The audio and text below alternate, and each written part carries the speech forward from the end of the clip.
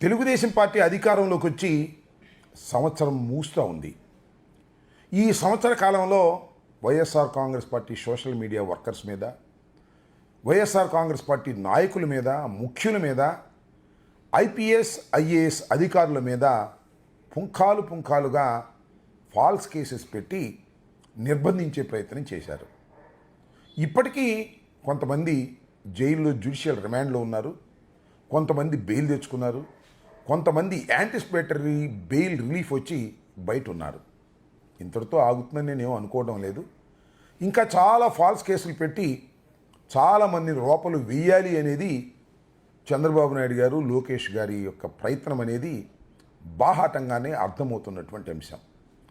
ఇప్పటికీ వల్లభనేని వంశీ సుమారుగా 4 రోజులు దాటిపోయింది.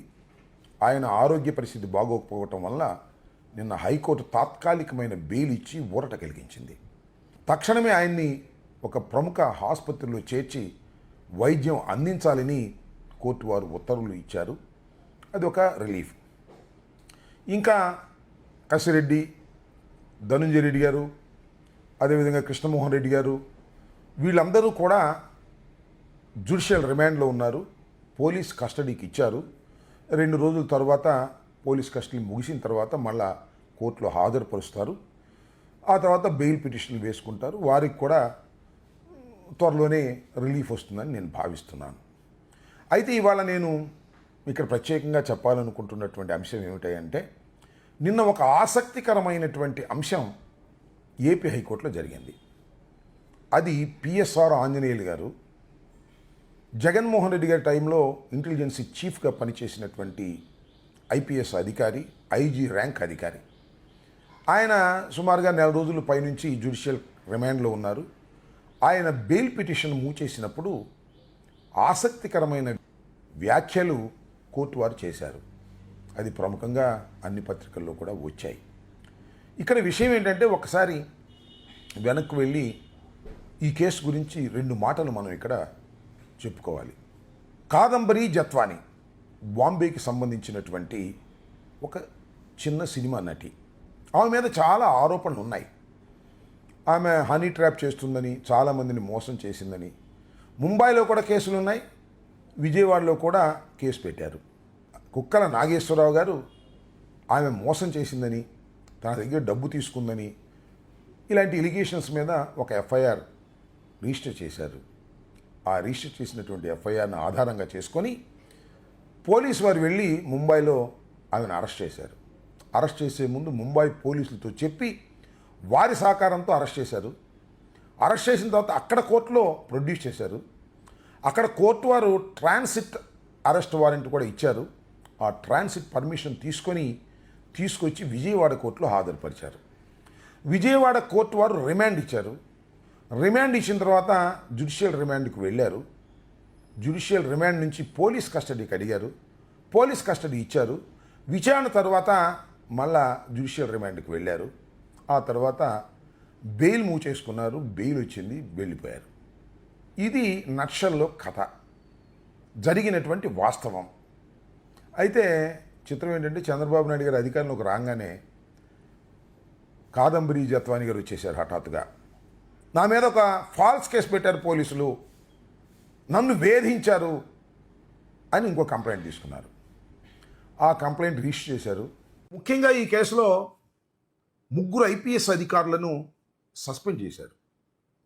ఒకరు పిఎస్ఆర్ ఆంజనేయులు గారు, 2 విశాల్ గున్ని గారు, 3 క్రాంతి రాణా టాటా. ఈ 3 సస్పెండ్ చేశారు. దీనిలో 2 న్యాయస్థానానికి వెళ్ళి యాంటిసిపేటరీ బెయిల్ తెచ్చుకున్నారు. కానీ పిఎస్ఆర్ ఆంజనేయులు గారు యాంటిసిపేటరీ బెయిల్ తెచ్చుకోలేదు. కుక్కల నాగేశ్వరరావు గారిని అరెస్ట్ చేశారు. కొన్నాళ్ళు జ్యుడిషియల్ రిమాండ్లో ఉన్నారు. తర్వాత ఆయనకి రెగ్యులర్ బెయిల్ వచ్చింది. అయితే చంద్రబాబు నాయుడు గారి ప్రభుత్వం పిఎస్ఆర్ ఆంజనేయులు గారిని అరెస్ట్ చేసి తీసుకొచ్చి కోర్టులో ప్రొడ్యూస్ చేసి జ్యుడిషియల్ రిమాండ్కి పంపారు. ఇప్పటికి 4 రోజులు పైన అయిపోయింది. దాని మీద ఆయన హైకోర్టులో బెయిల్ పిటిషన్ మూవ్ చేసుకున్నారు. ఈ బెయిల్ పిటిషన్ మూవ్ చేసుకున్నప్పుడే చాలా ఆసక్తికరమైనటువంటి వాదనలు జరిగాయి అనేది ఇవాళ అన్ని పత్రికల్లోనూ వచ్చినటువంటి అంశం. పిఎస్ఆర్ ఆంజనేయులు గారు ఏం చేశారు? అంటే ఈ కేసు రిజిస్టర్ చేసే దానిలో ఆయన కింది వారిని ఆదేశించారు.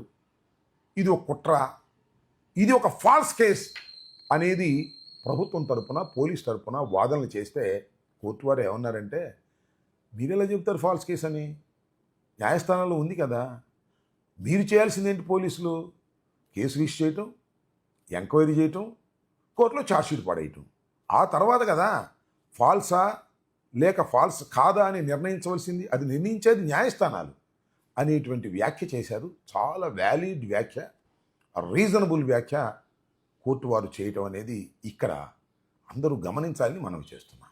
అంటే విధి నిర్వహణలో ఐపీఎస్ అధికారులు పనిచేస్తే ఆ కేసు ఫాల్స్ కేసు అని కేసు పెట్టి వాళ్ళని అరెస్ట్ చేస్తే ఇంకా వ్యవస్థ ఎలా ఉంటుందో చెప్పండి, నాకు అర్థం కాలేదు.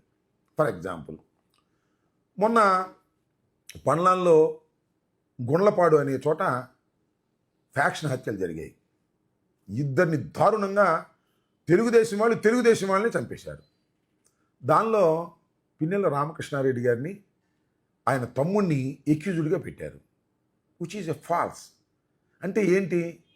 రేపు మళ్ళా వైఎస్ఆర్ కాంగ్రెస్ పార్టీ అధికారంలోకి వచ్చిన తర్వాత మీరు ఫాల్స్ కేసు పెట్టారని అక్కడున్న ఎస్పీని డిఎస్పీని సస్పెండ్ చేసి జైలుకు పంపేస్తే ఎలా ఉంటుంది? బాగుంటుందా? ఇది పద్ధత? అలాంటప్పుడు పోలీసు వారు ఇంకా విధులు ఎలా నిర్వహిస్తారు? ఇక్కడ 3 ఐపీఎస్ అధికారులను సస్పెండ్ చేశారు. ఒక ఐపీఎస్ అధికారి ఐజీ ర్యాంక్ని మీరు జైల్లో పెట్టారు. దానికోసం బెయిల్ మూవ్ చేస్తున్నప్పుడు కోర్టు వారు వ్యాఖ్యలు గమనించాలని కూడా ఈ సందర్భంగా నేను చెప్పదలుచుకున్నాను. ఇదేమన్నా మేము ఇప్పటికే 60 మంది సాక్షులు విచారించాం, ఇంకా చాలామంది సాక్షులు విచారించాలి అన్నారు. ఏం కేసు ఇది? ఇంతమంది సాక్షులు విచారించడానికి? ఇదేమన్నా రాజీవ్ గాంధీ హత్య కేసా అని కూడా వ్యాఖ్యానించారు. ఇది నేను ఎందుకు చెప్తున్నానంటే, పోలీసు వారు గమనించాలి. చంద్రబాబు నాయుడు గారో లోకేష్ గారో చెబితే అన్యాయంగా అక్రమంగా మీరు కేసులు పెట్టి ఉన్నతాధికారుల్ని కూడా జైలుకు పంపేటటువంటి ఒక నూతన నీచమైన సాంప్రదాయానికి మీరు తెరలేపుతున్నారు. ఎవరు మీరు తెరలేపుతుంది? పోలీసు వారే. ఇరుక్కునేది ఎవరు? పోలీసు వారే. ఇవాళ పిఎస్ఆర్ ఆంజనేయులు గారి మీద, ఇతర అధికారుల మీద మీరు పెట్టినటువంటి కేసు ఫాల్స్ అని మిమ్మల్ని లోపలేయచ్చా? ఇది సాధ్యమేనా? సాధ్యమే అంటున్నారు. ఎవరు? మేం కాదు, తెలుగుదేశం ప్రభుత్వం అంటుంది.